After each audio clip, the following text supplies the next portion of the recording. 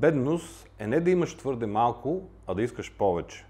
Това изказване на Сенека е основата на нашия разговор за днешния епизод. Здравей, Петре! Здравей, Стефане! Точно така, да.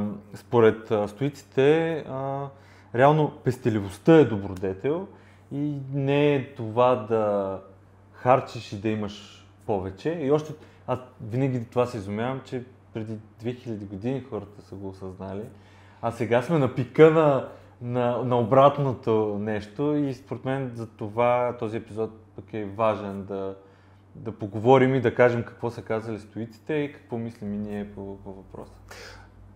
Изказването на Сенека е безкрайно вярно точно във времената, в които се намираме и в които обитаваме, по причина очевидна, че ние живеем в едно много задоволено общество, много задоволено време, в една много богата европейска държава, защото колкото и да обичаме да се оплакваме в България, ние всъщност сме много добре. Така е. Особено на фона на безкрайно много други хора, държави.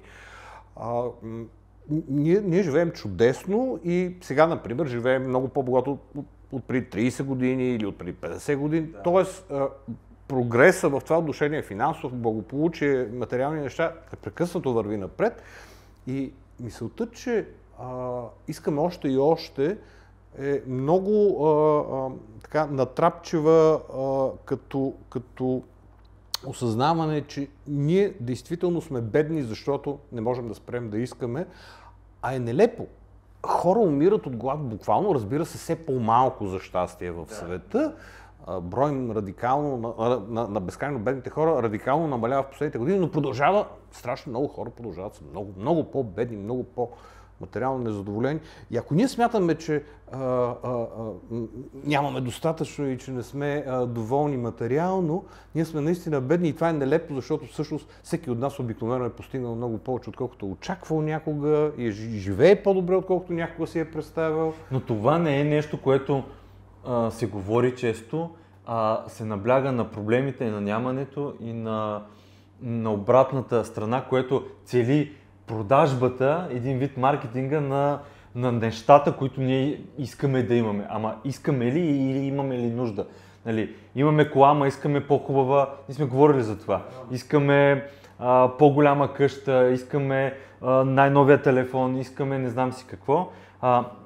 Това, което още тогава стоиците говорят за хармония с природата. Сега започва отново едно, така да се каже, и движение, и разговори за хармония с природата, за това да рециклираме, да не консумираме толкова много, защото изхвърляме много, което вреди на природата. И ние наистина трябва да помислим за хармонията с природата и това е точно това да имаш достатъчно. Да, и темата за достатъчното иска много говорене и много внимателно обмислене и осмислене от страна на всеки човек, който се интересува въобще от собственото си развитие и от подобряването си като индивид. Защото достатъчното е въпрос на дефиниция и ние просто използваме стоицизма като добра основа за поставянето на тая дефиниция. Какво е достатъчно наистина? Колко е достатъчно? Това, което ти спомена, трябва да се прави много сериозна разлика между желания и нужди. Нещо, което хората често преплитат в съзнанието си. Имам нужда от нова кола, нещо, което съм чувал често. Ма ти имаш ли кола? Имам кола. Работи ли? В смисъл, в движение ли? Да. Как имаш нужда? Ами тя остаря и не е модерна. Значи ти нямаш нужда от нова кола. Ти искаш нова кола. Те са различни неща и е хубаво да се прави разлика.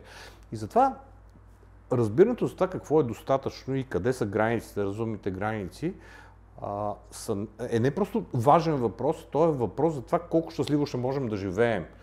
Защото когато имаме неправилен отговор на този въпрос, вероятността да се вкараме в всякакви видове нещастие е огромна. Да. Ти имаш със сигурност някакви други стоически цитати на тема имане, нямане, бедност, богатство, достатъчно... много хубаво го е казал, ясно и кратко. Който не счита това, което има за достатъчно богатство, е нещастен, въпреки че притежава света. Според мен, той буквално говори по-скоро за нашето време, отколкото за неговото време. Сега ние наистина притежаваме света. Имаме телефон, който можем да говорим, да гледаме всичко, което се случва навсякъде, да пътуваме свободно, където решим. Имаме възможност да запалим колата и без да някой да ни каже невъзможно е да влезеш тук, ние да отидем докъдето решим. И това за мен е огромно богатство, без ние да го осъзнаваме. И в допълнение ще дам, гледах едно видео, един брат интервюра сестра си в Щатите и казва: ти сега си купи новия iPhone 15 Pro, той излезе между другото тук скоро. Защо си го купи, като имаше 12 Pro? Кажи ми каква е разликата. И тя реално не можа да каже каква е разликата. Не прави кой знае колко по-добри снимки, защото тя не снима филм за Холивуд. Тя снима себе си и приятелите си, примерно. Тоест 12 Pro и 15 Pro, разликата е, че даваш $3000, за да имаш едното. А имаш същия функционален телефон. Едно към едно за твоите нужди. 15 Pro няма да даде на теб никаква стойност, освен че ще кажеш, че имаш нещо, което сега е излязло. И това много силно впечатление ми направи, как едно 13 годишно момиче няма идея защо е похарчил нейни или на баща си, майка си $3000. Много добре разбирам какво казваш. Това е един проблем, който е свързан с валидацията и с обществения натиск, с натиска на околните. От една страна, особено младите хора са разбираемо много податливи на подобен вид натиск, когато маркетинга на целия световен бизнес ти казва, че имаш нужда от нещо, ти се подвеждаш на неговите, нали, обещанията му и се хващаш на кукичките му и смяташ, че желанието ти е нужда. Не. Валидацията на околните, факта, че с учениците ти, примерно в училище, ще те смятат за много кул, за отвореното ХВП, защото имаш новия телефон или новите маратонки на Nike или нещо друго, също една такава свързана тема, защото е безкрайно печално, че нашата валидация трябва да идва отвънка през нещата, които ние имаме. Както беше казал чудесният съвременен философ Ален де Ботон, когато си купите Ферари или там Ламборгини, не ви е целта да имате тази кола, не преследвате нея, вие преследвате емоцията, която тя ви носи и най-вече емоцията отразена в очите на околните. Вие сте едно малко дете, което вероятно не е било прегръщано достатъчно и сега иска да получи малко нежност и внимание от света, благодарение на новото му Ферари.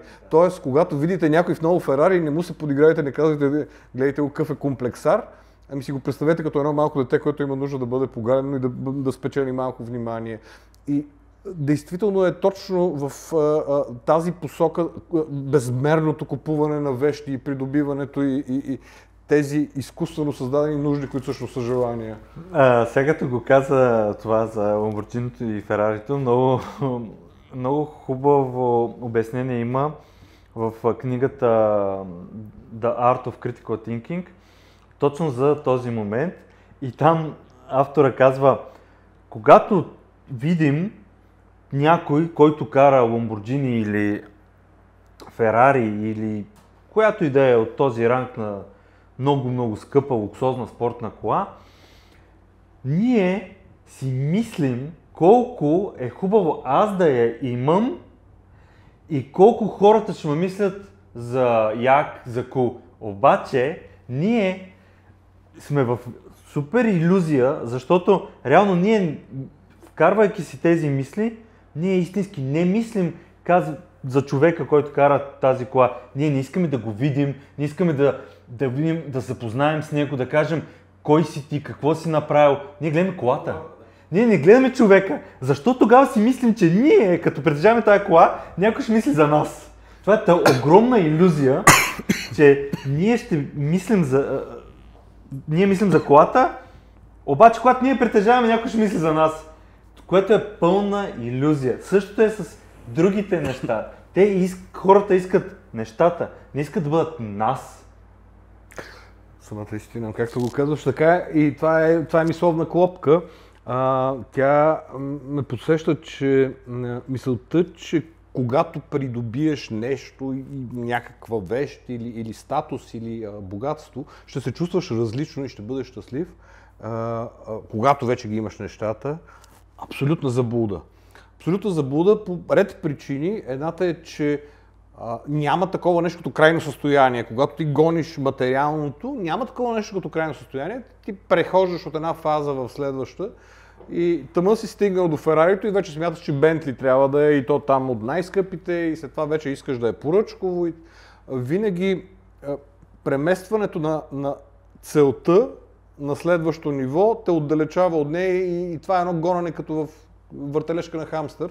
Така че шансът, мисълта, че ще се почувстваш по-добре и по-щастлив, когато нещо се случи, абсолютно напразно. Да не говорим, че дори случайно да има някаква такава вероятност, тъй като обикновено ние не прехождаме от едното състояние в другото рязко през нощта, докато спим, ние просто по пътя свикваме с подобряването на качеството на живота, на богатството ни, на имането ни, на славата ни, на всичко.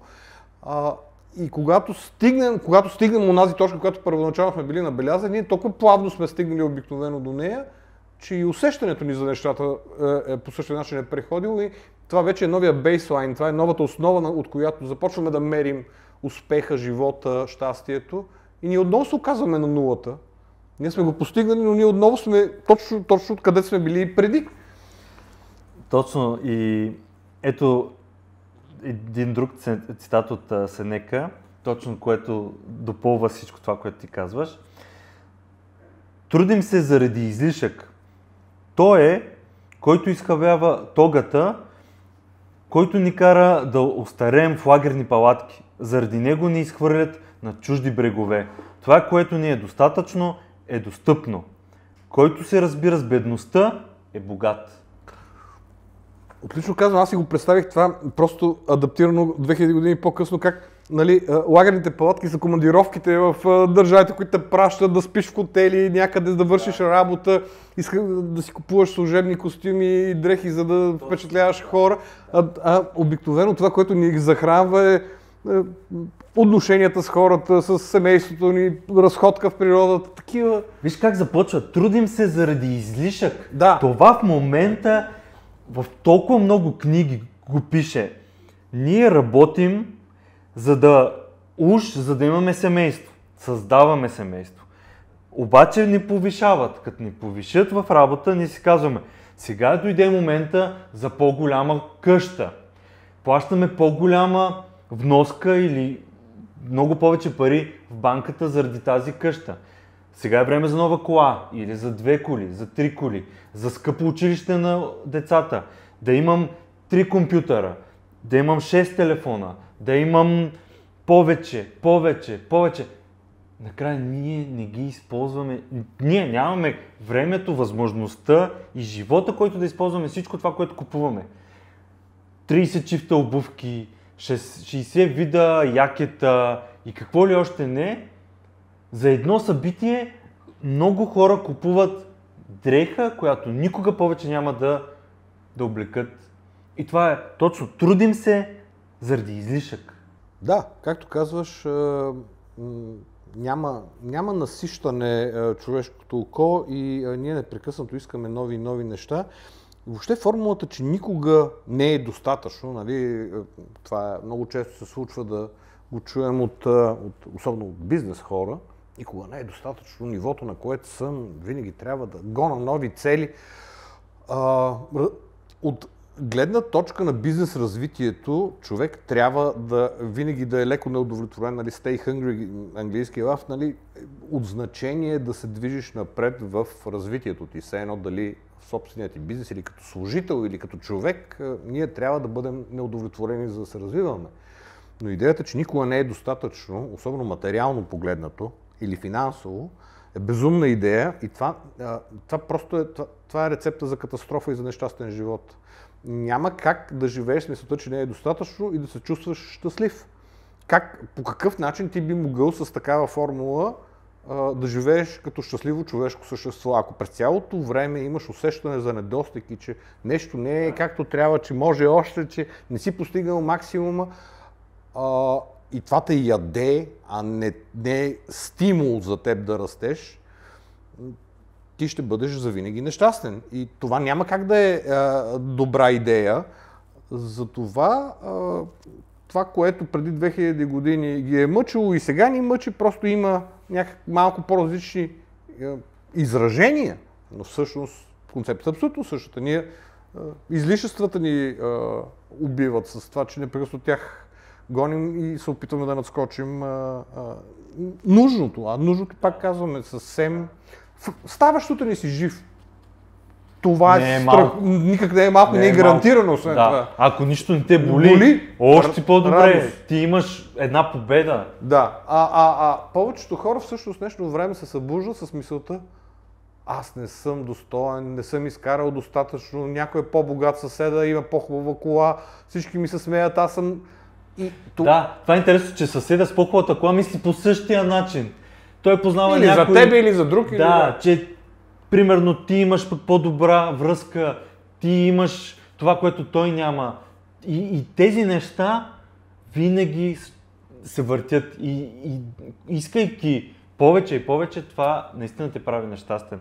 Между другото, точно сега съм си заделил един друг цитат, пак от Сенека, точно за щастието, и той казва: истинското щастие в живота е да бъдем свободни от тревоги и смущения, да разбираме и изпълняваме нашите задължения към Бог и човека и да се наслаждаваме на настоящето без сериозна зависимост от бъдещето.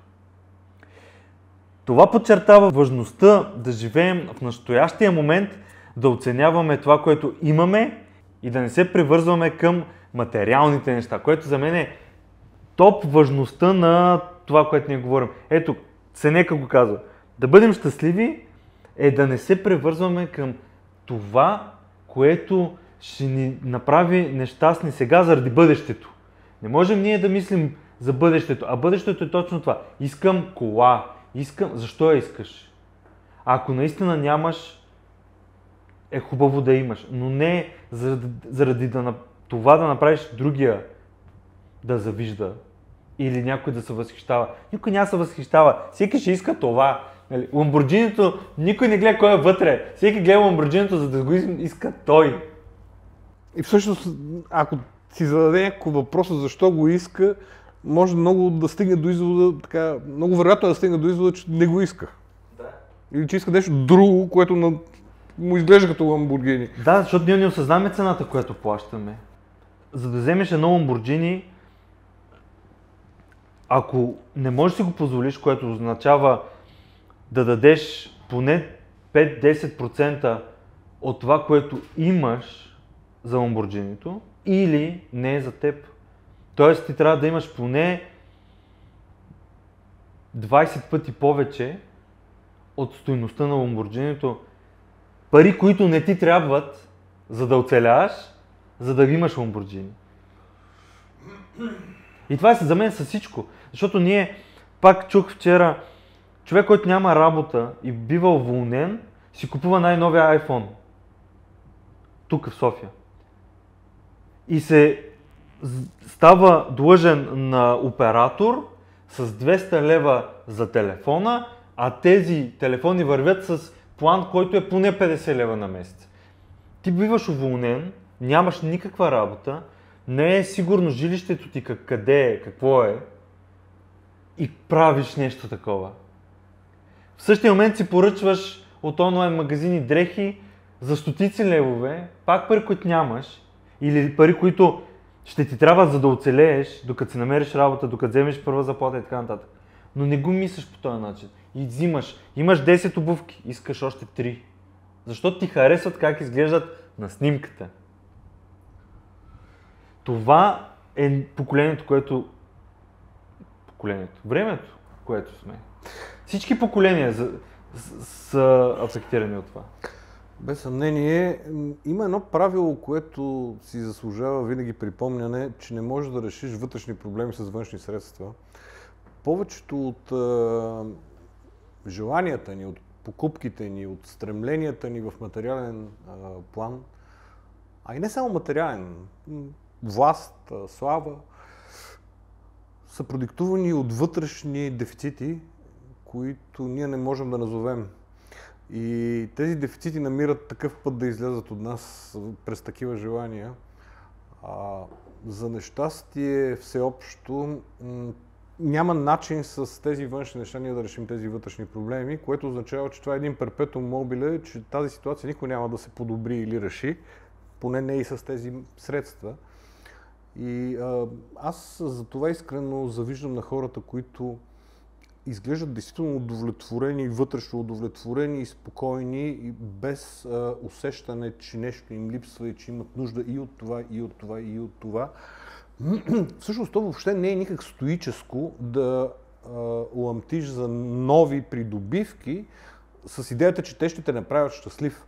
Защото стоически принцип е, че ние постигаме щастието чрез добродетелен живот. Добродетелният живот зависиш изцяло и само от нас, той е вътрешен за нас. Нищо външно не може да ни прави щастливо. Това е, приятно е да имаш това или онова, приятно е да дадеш хубава храна, да спиш на удобно легло, така нататък.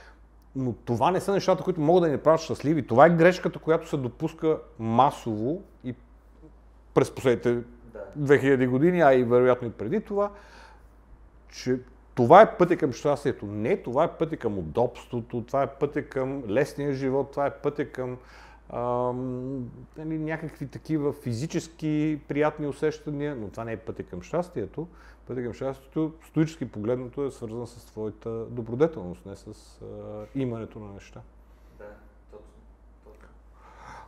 Аз само за финал искам да кажа, че искрено завиждам на хората, които умеят да ценят каквото имат, да го намират за достатъчно, да не гледат чуждото и да не се сравняват с съседите си. Хора, които могат да кажат думите "аз имам достатъчно", без да са видимо богати хора, имам предвид, са изключителен пример за мен и в този смисъл искам да поздравя себе си за това, че имам такава майка, каквато имам, защото майка ми е такъв човек, който казва "аз имам достатъчно, мен не ми трябва повече". Надявам се да усвоя тази гледна точка, защото аз не съм чак там стигнал, аз съм по пътя на там, не съм успял още съвсем да се придвижа, но нейните думи ме окуражават и смятам, че след като тя може да каже такова нещо и виждам искреността в нея, като го казва, вероятно е напълно постижимо. Човек просто трябва да се дръпне малко назад, за да погледне с нова перспектива към живота си, към това, което наистина му е важно. Да, така е. Вижте и другите епизоди и се абонирайте за канала. Това е.